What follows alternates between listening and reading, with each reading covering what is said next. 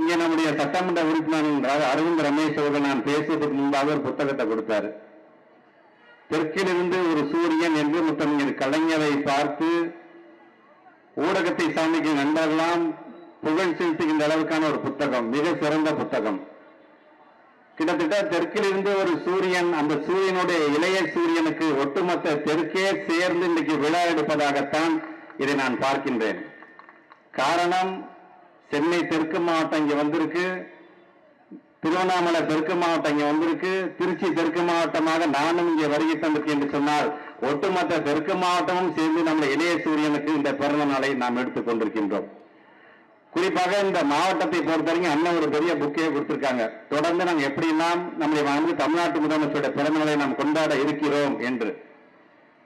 அது கருத்தரங்கமாக இருந்தாலும் சரி, அல்லது கவியரங்கமாக இருந்தாலும், அல்லது பாட்டு மன்றமாக இருந்தாலும், அல்லது அது இசை மன்றமாக இருந்தாலும், அல்லது நாடகமாக இருந்தாலும், இப்படி இயக்கத்தினுடைய கருத்துக்களை நம்முடைய தமிழ்நாட்டு முதலமைச்சருடைய அருமை பெருமைகளை, இயக்கத்தினுடைய பெருமைகளை எடுத்து சொல்கின்ற விதமாக மிக சிறப்பான முறையிலே நடைபெறுகிறது. அதில் ஒரு பகுதியாக இன்றைக்கு மக்களுக்கான நலத்திட்டங்களை வழங்கி நம்முடைய இயக்க தலைவரை பாராட்டி பேசுகின்ற ஒரு நிகழ்வாகவும் இந்த கூட்டம் இன்றைக்கு நடைபெற்றுக் கொண்டிருக்கின்றது. இதை ஏற்பாடு செய்திருக்கின்ற அண்ணன் ஸ்ரீதரன் அவர்களுக்கு என்னுடைய வாழ்த்துக்களை, பாராட்டுக்களை என்னுடைய திருச்சி மாவட்டத்தின் சார்பாகவும் தெரிவிக்க நான் கடமைப்பட்டிருக்கிறேன். செய்தியை பொருளாகவும் பொருளை செய்தியாக கொடுக்கிறதெல்லாம் வல்லமை படைத்தவர் யார் என்று சொன்னால் அது நம்முடைய திராவிட முன்னேற்ற கழகத்துக்காரங்க தான் இருப்பாங்க. குக்கரை கொடுத்திருக்காரு அப்படின்னு சொன்னா இன்னைக்கு ஆதிக்க சக்தியை சார்ந்தவங்களுக்கு ஒண்ணு சொல்லலாம், உன் பருப்பு இங்க வேகாது, ஆனா வேகம் எது தெரியுமா, உன்னுடைய பிற்போக்கு சிந்தனை நீ கொண்டு வந்தீங்கன்னா இந்த அடுப்புல வச்சு வேக வச்சு ஆவியா நாங்க அனுப்பிச்சிருவோம் அப்படின்னு சொல்லுகிற அளவிற்கு இன்னைக்கு இந்த குக்கரை அவர் கொடுக்கிறாரு.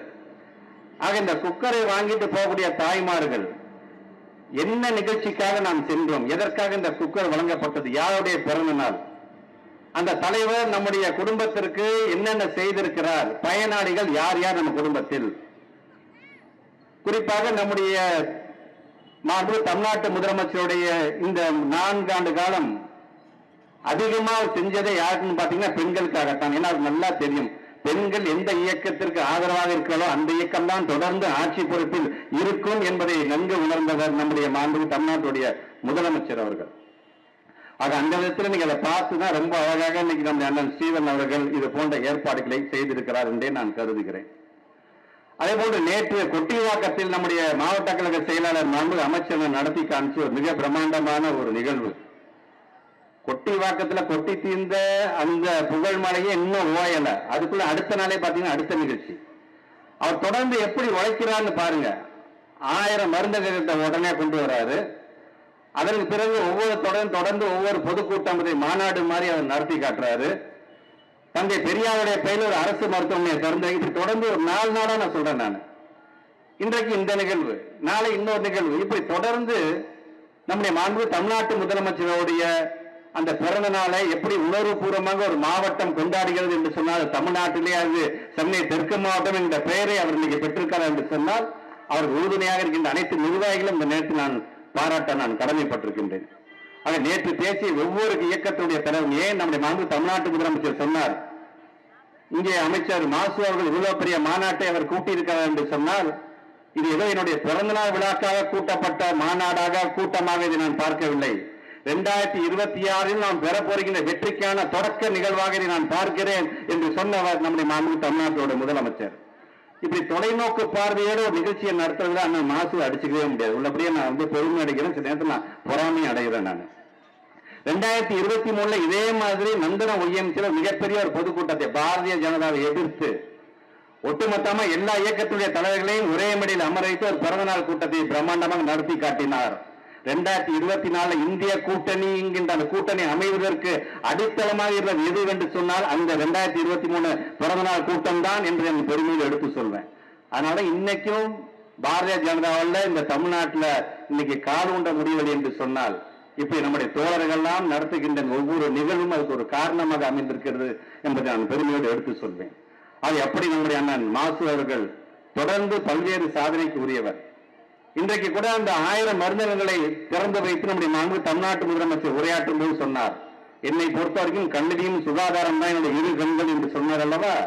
அது சொன்னது தமிழ்நாட்டுடைய முதலமைச்சர் என்று சொன்னால் அதற்கான உட்கட்டமைப்பை ஏற்படுத்தியது யாருன்னு சொன்னீங்கன்னா இங்க வருகை தந்திருக்கிற நம்முடைய மாண்புமிகு அமைச்சர் ஏவா வேலு அவர்கள். நீங்க நாங்க சொல்லுவோம் இன்னைக்கு இத்தனை பள்ளிக்கூடங்கள் இருக்கின்றது, இவ்வளவு சாதனை படைத்துக் கொண்டிருக்கின்றோம், இத்தனை பிள்ளைங்க நீங்க படிக்கிறாங்க அப்படின்னு நாங்க சொல்றோம். அதே போல நம்முடைய மாண்புமிகு அமைச்சர் மாசு அவர்களை பொறுத்த வரைக்கும் இன்னைக்கு உள்ள மருத்துவம் என்று வந்து சொன்னால் கட்டமைப்புல நம்ம அடிச்சுக்கவே முடியாத மாநிலம் எதுன்னு பாத்தீங்கன்னா அது தமிழ்நாடு தான். இன்னைக்கு அவ்வளவு இன்னைக்கு ஒவ்வொரு மாவட்டத்திலையும் பாத்தீங்கன்னா ஒரு பொது மருத்துவமனை இருக்கும், கல்லூரிகளோட சேர்ந்து ஒரு மருத்துவமனை இருக்கும், பிரைமரி ஹெல்த் சென்டர் இருக்கும், சப் சென்டர் இருக்கும், இப்படி எல்லாம் இருக்குன்னா அதுக்கான கட்டமைப்பு உருவாக்கி தருவது யாரு தெரியுமா? இங்க நடுப்புற உட்கார்ந்துருக்காரு பாத்தீங்களா, அண்ணன் ஏவா வேலு அவர்கள் அமைச்சர் அவர் தான். இன்றைக்கு இதே அவருடைய தொகுதியில் அவர் சொன்ன மாதிரி அண்ணன் நாசன் சொன்ன மாதிரி இங்கே முத்தமிழர் கலைஞருடைய நூற்றாண்டை முன்னிட்டு உயர் சிகிச்சை தருகின்ற ஒரு சிறப்பு வாய்ந்த ஒரு மிகப்பெரிய மருத்துவமனையை கட்டியதிலிருந்து மதுரையிலே எங்களுடைய துறை சார்ந்து முத்தமிழர் கலைஞருடைய பேரிலே நூற்றாண்டு நூலகத்தை அமைத்ததிலிருந்து அதெல்லாம் செஞ்சு கொடுத்தது யாருன்னு பாத்தீங்கன்னா சொன்ன காலத்தை விட கம்மியான காலத்தை சீக்கிரம் முடிச்சு கொடுத்து அதை திறந்து வைத்ததற்கு காரணமாக இருந்தது யாருன்னு சொன்னீங்கன்னா இங்கே அமர்ந்திருக்கின்ற நம்முடைய அண்ணன் ஏவா வேலு அவர்கள். அவர்கிட்ட ஏதாச்சும் போய் பாராட்டினா நான் என்ன பண்றேன், தலைவர் சொன்னதை நான் செய்யறேன் அவ்வளவுதான் என்று சொல்லக்கூடிய நம்முடைய அமைச்சர் அண்ணன் ஏவா வேலு அவர்கள். அது இப்படி இவர்களோட சேர்ந்து ஒரு மேடையை பகிர்ந்து கொள்வது கடந்த ஆண்டு வந்த அதே கூட்டம் தான் திருப்பி நாங்கள் வந்திருக்கோம், வேற ஒண்ணும் இல்லை. உங்ககிட்ட சில கருத்துக்களை எடுத்து சொல்ல வேண்டும் என்பதற்காக அவரும் வந்திருக்கின்றார், நானும் வந்திருக்கின்றேன். குறிப்பாக இந்த சைதாப்பேட்டை தொகுதியை பொறுத்த வரைக்கும் நான் நினைக்கிறேன் 67, 1971 2 முறை நம்முடைய முத்தமிழர் கலைஞர் அவர்களை தேர்ந்தெடுத்த தொகுதி என்று இந்த சைதாவை நினைக்கின்றேன். ஆனால் கழகத்தை சார்ந்திருக்கின்ற நமக்கெல்லாம் ஒரு மிக நெருங்கிய நெருக்கமான தொகுதியாக இந்த சைதை இருக்கின்றது. குறிப்பாக எத்தனையோ உட்கட்டமைப்பை பற்றி சொல்லலாம். இங்க நீங்க பேசிய விருங்கம்பாக்கம் தியாகி அரங்கநாதன் அவர்கள் பெயர்க்கின்ற சுரங்கப்பாதையிலிருந்து நம்முடைய கழக அரசினுடைய பல்வேறு சாதனைகள் ஏன் கத்திப்பாறாலேருந்து எவ்வளவோ சொல்லலாம். ஆனா இன்றைக்கு நம்முடைய சைதையில் இருக்கின்ற நம்முடைய முத்தமிழர் கலைஞருடைய 50வது பிறந்த நாளே உருவாக்கப்பட்ட மிகப்பெரிய அந்த பொன்விழா விளைவு அன்றைக்கு இருந்த துணை மேயர் ஐயா பவளவண்ணனுடைய ஏற்பாட்டில் கட்டப்பட்டது என்று சொன்னாலும் அதை நம்முடைய மாண்புமிகு துணை முதலமைச்சர் மூலமாக அதை சீர் செய்து மீண்டும் திறந்த பெருமை யாருக்கு உண்டு என்று சொன்னால் முன்னாள் மேயராக இருக்கின்ற இந்நாள் அமைச்சராக இருக்கின்ற அண்ணன் மாசுவண்ணனே அது சேரும். இப்படி நம்முடைய இயக்கம் சார்ந்து அவர் பேசும்போதே சொல்றாரு, ஒரு காரணம் நீங்க வந்தீங்கன்னா வரும்போதே நம்ம கண் முன்னாடி பார்த்துட்டே வரலாம், இது திமுக ஆட்சியில் செஞ்சது, இது திமுக ஆட்சியில போடப்பட்ட ரோடு, இது திமுக ஆட்சியில கட்டப்பட்ட பில்டிங் நம்ம சொல்லிக்கிட்டே வரோம் பாத்தீங்களா, அதுதான் நமக்கான பெருமை, நமக்கான சாதனையாக நாம் பார்க்க வேண்டும். இங்கே இந்த இடம் அது அண்ணன் சொன்ன மாதிரி எத்தனை கூட்டம் நடத்தினாலும் ஒரு மாவட்ட கழகத்துடைய செயலாளராக ஒரு புலங்காகித உணவோடு சொன்னார்ல, எத்தனை கூட்டம் நடத்தினாலும் இங்கே தியாகி அரங்கநாதனுடைய இந்த சுரங்கப்பாதை இடத்துல நடக்கிற இந்த மிகப்பெரிய கூட்டம் தான் எங்களுக்கு மனதிற்கு நெகிழ்ச்சியான மகிழ்ச்சியான சொன்னார் பாத்தீங்களா. இந்தியை எந்த விதத்திலும் திணிக்க நினைக்காதீர்கள், அப்படி திணிக்க நினைப்பவர்களுக்கு எங்களை போன்ற எத்தனையோ அறிஞர்கள் இன்றைக்கு பாடம் எடுத்திருக்கிறார்கள், எத்தனையோ புலவர்கள் விளக்கம் சொல்லியிருக்கிறார்கள், எத்தனையோ அரசியல் கட்சியை சார்ந்தவர்கள் அறிக்கைகள் விட்டிருக்கிறார்கள், எத்தனையோ கவிஞர்கள் கண்டித்திருக்கிறார்கள், மக்களை பொறுத்தவரைக்கும் மறுத்தும் வெறுத்தும் பேசி இருக்கிறார்கள். ஆனாலும் இந்தி மொழியை கொண்டு வந்தே தீருவேன் என்று இந்தி வெறியர்களே, இந்திக்காக வாழ் பிடித்துக் கொண்டிருப்பவர்களே, எல்லோரும் இந்நாட்டு மன்னர்கள் என்று சொல்லிவிட்டு இந்தியை திணிக்க நினைக்கிறீர்களே, உங்களுக்கு நான் தருகிறேன் இதோ பரிசு, இந்தி ஒழிக தமிழ் வாழ்க என்று சொல்லி தன்னுடைய உடலை தீக்கு இரையாக்கி கொண்டவர் தான் அரங்கநாதன், தியாகி அரங்கநாதன் அவர்கள். ஆக அவருடைய இந்த இடத்திலிருந்து இன்னைக்கும் அதற்கான அர்த்தம் இருந்து கொண்டே இருக்கின்றதே என்றுதான் நாம் பார்க்க வேண்டிய ஒரு சூழ்நிலை. இந்த உடலை தமிழுக்காகவும் இந்தி எதிர்ப்புக்காகவும் நான் தருகிறேன் என்று எழுதி வைத்து விட்டு மறைந்தவர் தியாகி அரங்கநாதன் அவர்கள். 35 வயசுல இறந்தார். இறக்கும்போது ஒன்றிய அரசில் இருக்கின்ற தொலைபேசி துறையிலே பணியாற்றியவர் அரங்கநாதன் அவர்கள். இன்றைக்கு அவர் இல்லை என்று சொன்னாலும் இந்த சங்கி கூட்டத்துக்கு நான் ஒன்னே ஒண்ணு சொல்றேன், அரங்கநாதனுடைய உடல் மட்டும்தான் எரிஞ்சிருக்கு, அவருடைய உயிர் என்னுடைய உடலில் கலந்து இன்னும் அது உரையாடி கொண்டுதான் இருக்கிறது என்று நீங்கள் மறந்துவிடக் கூடாது. இப்படி இந்த மொழிக்காக இன்னைக்கு எல்லாத்துக்கும் செங்கோல் எல்லாம் கொடுத்தீங்க, நிக்க வச்சு கொடுத்தீங்க. இந்த ஒவ்வொரு செங்கோலுக்கும் இன்னைக்கு நம்முடைய தமிழ்நாட்டுடைய முதலமைச்சர் இன்னைக்கு பிறந்த நாள் சார்பாக ஒரு உறுதிமொழியை சொன்னாரு பாத்தீங்களா. தமிழ்நாட்டின் எதிர்காலத்தையும் சரி அல்லது தமிழ்நாட்டுடைய நன்மைகளுக்காகவும் சரி, இதுக்கு இடையூறாக யார் வந்தாலும் எதற்கு வந்தாலும் சரி நாங்கள் விட்டு தர மாட்டோம், தமிழ்நாட்டுடைய நலனை நாங்கள் பாதுகாப்போம் என்று சொல்கின்ற உறுதிமொழி. தமிழ்நாட்டினுடைய உரிமையை காக்க வேண்டும் என்று சொன்னால் ஒன்றுபட்டு போராடும் என்கின்ற உறுதிமொழி. தமிழ்நாடு போராடும், தமிழ்நாடு வெல்லும், இதே ஒரே இலக்குன்னு சொன்னா பாத்தீங்களா? இந்த 3க்குமான 3 செங்கோலை தான் எங்க கையில கொடுத்திருக்கிறாங்க. ஆக இன்றைக்கு அதை தாங்கி பிடிக்கக்கூடிய ஒரு மிகப்பெரிய இடத்தில் ஒட்டுமொத்த இந்தியாவுக்கே வழிகாட்டியாக இருப்பது யார் என்று சொன்னால் நம்முடைய மாண்புமிகு தமிழ்நாட்டோட முதலமைச்சர்கள் தான். இன்னைக்கு சமகர சிக்ஷா என்று சொல்றாங்க. நான் பள்ளிக்கல்வித்துறை அமைச்சராக இருக்கிறேன்.